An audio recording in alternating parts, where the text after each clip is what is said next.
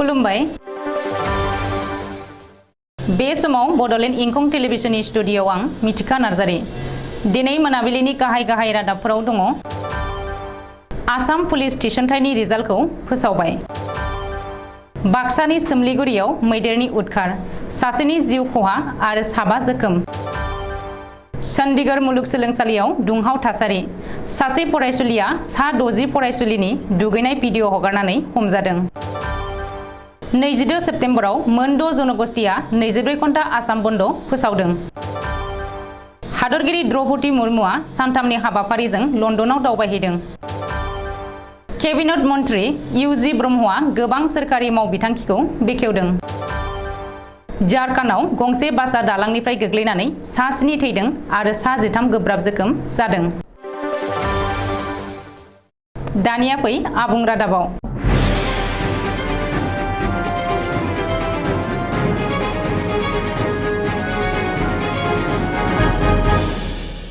Assam police थिसनथायनि रिजाल्टखौ दिनै फोसावबाय रायजोआरि थाखोनि पुलिस थिसनथाय बर्डआ दिनै आसाम पुलिस थिसनथायनि रिजाल्टखौ फोसावबाय मख'नो गोनांदि आसाम पुलिसनि कमान्ड' बेटालियन साब इन्सपेक्टर एबी आरो इउबी लोगोसे कनस्टेबल एबी आरो इउबीनि गासै 5200निबो बांसिन मासिनि थिसनथायनि रिजाल्टखौ दिनै फोसावबाय बेनि बागै आसाम पुलिसनि डिजिपि भास्कर ज्योति महन्तआ खौरां बिजोङाव फोरमायनाय बायदिब्ला आसाम पुलिसनि गुबुन गुबुन मासियाव 5262 थिसनथायनि थाखाय सा 7,07,328 बिजाथिफोरा सायख' आनजादाव जिरायदोंमोन 2021 मायथाइयावनो खुंनाय जादोंमन बे सायख' आनजादखौ मख'नो गोनांदि आसाम पुलिसनि 5262 मासिनि गेजेराव 46 जौखोन्दोआ आनरिजार्भ 27 जौखोन्दोआ ओबीसी एमओबीसी 7 जौखोन्दोआ एससी 10 जौखोन्दोआ एसटीपी 5 जौखोन्दोआ एसटी हिल्स आरो 10 जौखोन्दोआ देहायारि नोरजियाफोरनि थाखाय थिखानानै होनाय जादों बाक्सा जिल्लानि भारत भुटान सिमना ओनसोलाव रायजो जानाय सुबुंफोर आरो हाग्रानि मैदेरनि गेजेराव दाङाबाजिया गोदान बाथ्रा नङा फारसेथिं आबादारिफोरा गावनि नखर गथ' गथायनो खबसे ओंखामनि थाखाय जुजिनाय आरो गुबुन फारसेथिं मैदेरा हाग्रा ओनसोलनिफ्राय आदार नागिरनानै सुबुं थानाय ओनसोलफोराव फैनानै आबादफोरखौ जाफैनायजों लोगोसे सुबुंनि न' बांफोरखौ सिफायलांनाय बाक्सा जिल्ला बाथाबारि हाग्रा मावख' एबा बरबरि थानानि सिङाव थानाय खैरानि सोमलिगुरि गामियाव हरनि समाव आदार नागिरनानै फैनाय हाग्रानि मैदेरा रबिन्द्र बर' मुंनि सुबुंखौ गाग्लोबनानै जिउ फोजोबलाङो मिथिनो मोननाय बायदिब्ला हाग्रानि मैदेरा खैरानि सोमलिगुरि गामियाव थांनाय 15 साननिफ्रायनो फैनानै गोबां आबादारिनि माइजों लोगोसे गुबुन गुबुन आबादफोरखौ खहा खालामनायजों लोगोसे गोबां सुबुंफोरनि न' बां इसिं माइ बाख्रिफोरखौ सेफायनानै उदखार खालामगासिनो दंमोन बेखौनो लानानै थांनाय मोनायाव मैदेरखौ गामि सेरनिफ्राय होहरनो थांनायावनो खास्रि बिस्रियै दुखुनांथावै जिउ फोजोबजानाय बे जाथाया जानो मोनो लोगोसे बे मोनसे गामिनिनो मैदेरखौ होहरनो थांनाय टनपति बर' अनिल दैमारी परेश बर' थेंगोना मुसाहारि आरो सलेन बर'मोनखौ गाग्लोबनानै गाज्रियै जोखोम खालामलाङो मिथिनो मोननाय बायदिब्ला जोखोम जानाय सुबुंफोरखौ देहा फाहामसालियाव फाहामथाय होनो दैथायहरनाय जायो पान्जाबनि महालियायाव थानाय चंडीगढ़ मुलुगसोलोंसालियाव दुंहाव थासारि सोमजिदों सासे फरायसुलिया गावनिनो फरायसुलि लोगो सा 60नि दुगैनायखौ स्रोदै भिडिअ खालामनानै हिमाचल प्रदेशनि गावनि सासे बयफ्रेन्डनो भिडिअफोरखौ हरदोंमोन बेनि उनाव बयफ्रेन्डआ जेब्ला ससियेल मिडियायाव भाइरेल खालामो अब्ला सा 8 फरायसुलिया लाजिनानै सुसाइड खालामनो नाजायो बिसोरनि गेजेराव सासेया गोब्राब हालोदाव हस्पिटालाव दं होननानै सुलुङाव फोरमायदों बे थासारिखौ नुनानै पान्जाबनि महालियायाव थानाय चंडीगढ़ मुलुगसोलोंसालियाव गासैबो फरायसुलि फरायसुला आरो नखरनि गार्जेनफोरा सनिबारनि मोनाबिलि समाव दुंहाव थासारि सोमजिहोयो आरो दायनिगिरिखौ हमनानै गोख्रों साजा होनांगौ होननानै दाबि खालामदों थासारिया बांद्राय दुंहाव जानायलाय इउनिभार्सिटि खुंथाया पुलिस लेंहरनो गोनां जायो पुलिसनि डीएसपी रबिन्द्र खौरा फैनानै थासारिखौ दबथायफैयो आरो दायनिगिरि फरायसुलिखौ एरेस्ट खालामो आथिखालाव हमजानाय फरायसुलिखौ पुलिसा इन्टारोगेसन खालामगासिनो दङ आरो एन्टि साइबार क्राइमआव केसखौ रेजिस्टार खालामनानै सोरबाफोर दंबावोब्ला बिसोरखौबो हमबावगोन होननानै मिथिहोदों बे बिथिङाव पान्जाबनि सोलोंथाइ मन्त्री हजरत सिं बेइनसआ रावखौबो रेहाय होनाय जानाय नङा होननानै बुंदों फारसेथिं पान्जाबनि आइजो कमिसननि चेयारपारसन मनीषा गुलाटिया बे जाथायखौ जोबोद सिरियास होननानै खौरांगिरिनि सिगाङाव फोरमायदों।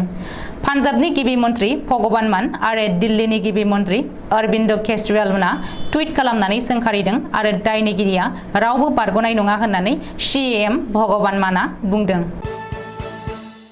नरेन्द्र मदीजों दैदेनजानाय बीजेपी सोरखारनि सायाव खुद्रिनानै मोनद' जनगोष्ठी फारियै कच राजबंशी, साहा बागानिया आदिबासी, टायाहम, मरान, मटक आरो सुतिया हारिया गावसोरखौ एसटी स्टेटास होयैनि थाखाय खुद्रिसारनानै फैगौ 22 सेप्तेम्बर खालि 24 घन्टा आसाम बन्द फोसावदों। बेनि अनगायैबो फैगौ 22 सेप्तेम्बराव दिसपुर खेराव हाबाफारि, 9 अक्ट'बराव दुलाराय आसाम रांखान्थियारि ब्लकेट, 15 अक्ट'बराव धेमाजि जिल्लानि गगामुगाव मोनद' हारिनि सुबुं गौमा हाबाफारि जागोन होननानै मोनद' हारिनि मावफुं आफादा फोसावदों। बेनि उनाव फैगौ नबेम्बर दाननि 15 खालाराव दिल्लीयाव थांनानै धर्ना खालामहैगोन होननानै सुलुङाव फोरमायदों। भारतनि हादरगिरि द्रौपदी मुर्मुआ सानथामनि हाबाफारिजों इंलेन्डनि राजथावनि लन्दनाव दावबायहैदों। हादरगिरि बिबान रुजुननायनि उनाव बेनो द्रौपदी मुर्मुनि गिबि खेब गुबुन हादर दावबायनाय। समबारखालि फुंनि समाव नैथि रानि एलिजाबेथनि गोथै फबनाय हाबाफारियाव बाहागो लागोन हादरगिरि द्रौपदी मुर्मुआ। मख'नो गोनांदि इंलेन्डनि नैथि रानि एलिजाबेथआ 96 बोसोर बैसोआव सोलिफु दान सेप्तेम्बरनि 8 अक्ट'आव गावनि आंगो थावनि स्कटलेन्डनि बालमरेल कास्टलआव रुंसारि जादोंमोन। 10 साननि उनाव 19 अक्ट'आव नैथि रानि एलिजाबेथनि गोथै देहाखौ फबनाय जागोन। बाक्सानि मसलपुराव आसामनि केबिनेट मन्त्रि इउजि ब्रह्मआ साखि मोनसे होबथा मिरु बेखेवनानै होदों। बे बेखेवनाय हाबाफारियाव बाहागो लानानै बेखेवखांनाय साखिनि सोमोन्दै फोरमायनानै बुङोदि बेयाव नखरारि जेंनाजों मोगा-मोगि जानांनाय आइजो, सेक्सुएल हेरेसमेन्ट जानाय आइजो, लांखार जानाय आइजो आरो लांखार जानानै आलाय-सिलाय जानाय गथ'साफोरखौ दोननानै फिन जिउ राहा दानायनि खामानिफोरखौ मावनाय जागोन होननानै फोरमायो। लोगोसे बाक्सा जिल्ला आरो आथिखालाव तामुलपुर जिल्लानि सिङाव सर'र मावबिथांखिनि गं 95 फुख्रिनि गेजेराव गं 41 फुख्रि जावनायखौ बेखेवनाय बाथ्राखौबो बुंथियो।